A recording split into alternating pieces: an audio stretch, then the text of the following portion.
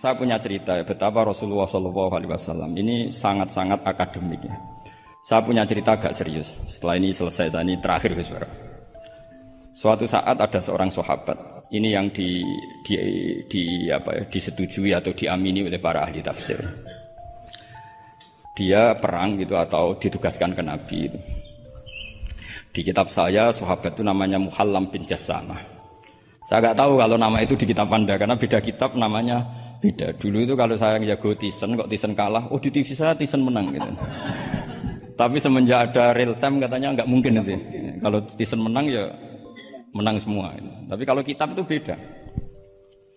Di ayat idza darabtum fi sabilillahi fatabayyanu itu. Kemudian Muhallam bin Jassamah ini membunuh satu orang.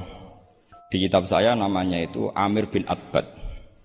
Setelah dibunuh, padahal orang ini setelah terdesak melafadzkan la ilaha illallah Muhammadur Rasulullah. Dalihnya ini kan tentang informasi juga ya, ini kaitannya masih informasi, saya bukan menyempal dari tema.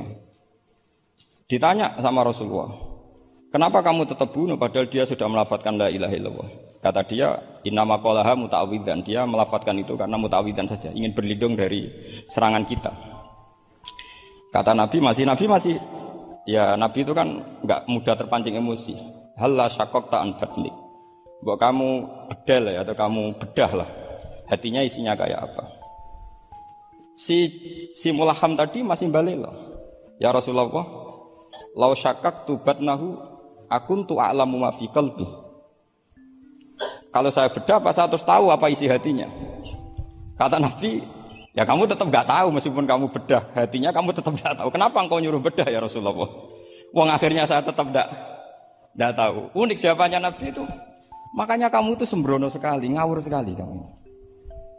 Fala anta ta'lamu ma fi qalbi wala anta taqbalu ma takallama bi. Kamu itu orang aneh. Tahu hatinya ndak akan tahu, tapi menerima omongan yang zahir juga enggak mau. Terus mau kamu apa gitu. Kemudian orang ini itu dianggap punya kesalahan besar. Satu, bantah Nabi dan membunuh orang sing talafadhu bi kalimati la ilaha illallah. Akhirnya ketika dimakamkan itu lafadzatul ardu. Dimuntahkan oleh bumi sampai 3 kali.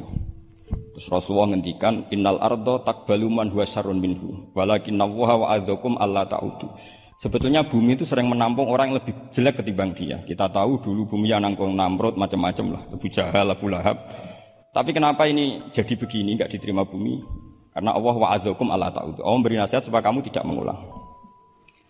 Artinya begini teman-teman santri ya, dalam menerima informasi itu ada hal-hal yang butuh kita sikapi. Ada yang enggak misalnya gini. Masalah talafut bi kalimati syahadah, bi kalimatai syahadah. Itu siapapun yang melafadzkan harus kita terima karena ini kalimat sakral. Bahkan ketika terdesak. Yaitu masyhur itu dalam cerita sebagian kitab Usama bin Zaid itu pernah membunuh orang padahal sudah talafadhu bi syahadatin. Itu sama Nabi disalah-salahkan. Padahal kata Usama, tapi dia sudah memotong tangan kita, kaki kita. Masa pas kita punya kesempatan tidak boleh bunuh ya Rasulullah? Kata Rasulullah tetap saja ngendikan kaifa tasna'u bila ilahil wahid ja'at yaumal qiyamah. Terus begitu.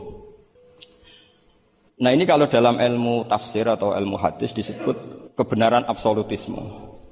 Sehingga ada hadis mangqala la ilaha illallah dakhalal jannah wa in zana wa in sarqa. Kalau di bab fikih informasi itu bisa kita terima kalau mukhbirnya itu adil. Datanya valid. Tapi khusus kalimat syahadat itu tidak wa in zana wa in sarqa harus kita terima. Sehingga kita tidak pernah mengkafirkan orang fasik. Misalnya lonte ditanya Tuhan siapa ya Allah. Rektor Al-Azhar jawabnya ya Allah. Ketua MUI ya jawabnya ya. Jangan karena misalnya copet bilang Tuhan itu Allah terus MUI bilang wah saya tak jawab yang lain dah nanti sama gitu.